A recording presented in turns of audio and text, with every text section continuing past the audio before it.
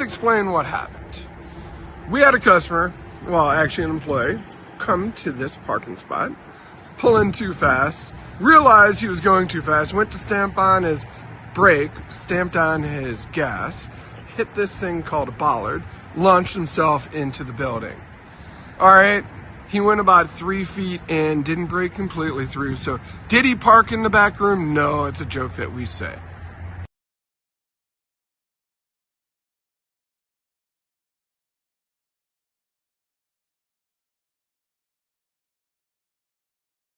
Now, here's the thing. The insurance company is saying they're covering this plus 5 feet this way and 5 feet this way. You'd think, hey, Shelby, that's fine because that's where the accident happened. That's the problem. There's more to it than that. Remember, the insurance company is covering 5 feet on each side of the impact area. But come on over here. Check this out. See these gaps all the way up and all the way down where the brick connects to the block? Those are huge now. I mean, that wasn't there. Now, see these things? These are called trusses. I think they're called trusses. If you look, there are huge cracks all the way down in between these things.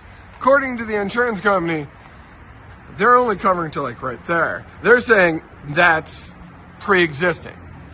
I don't know how that's pre-existing because those things are clean. If you look, there's cracks that go all the way up to the roof. Yes, here's the impact area, of course. Now, about 5 feet gets to right here. So they're saying the door and everything else is not covered. Notice cracks all the way up. Go to the other side of the door. Oh, geez, goes all the way. They're saying that's pre-existing.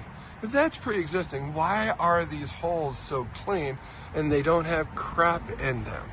Now, I had to back up so you can understand what I'm saying. Think of this as a sheet of paper. This is the addition where it got hit.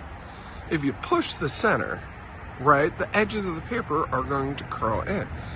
Because an impact there is not just an impact there, it affects the whole addition and even part over here. Let me show you what I mean.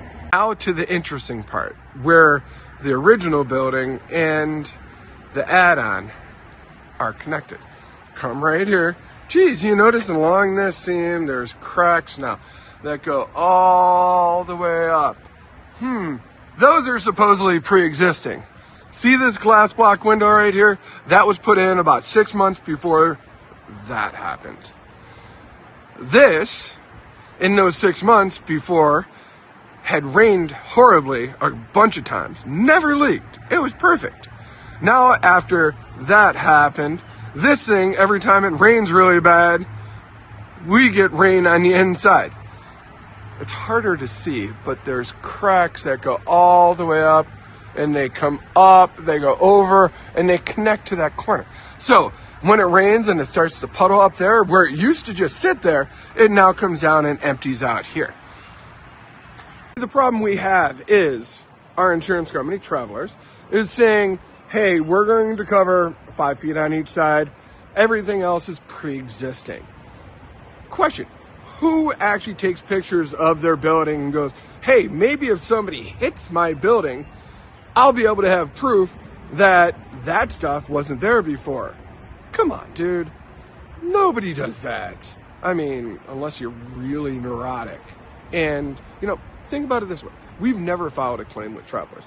We've never been late on payments. We always get that crap done on time because we want to make sure if something like this happens, we're covered.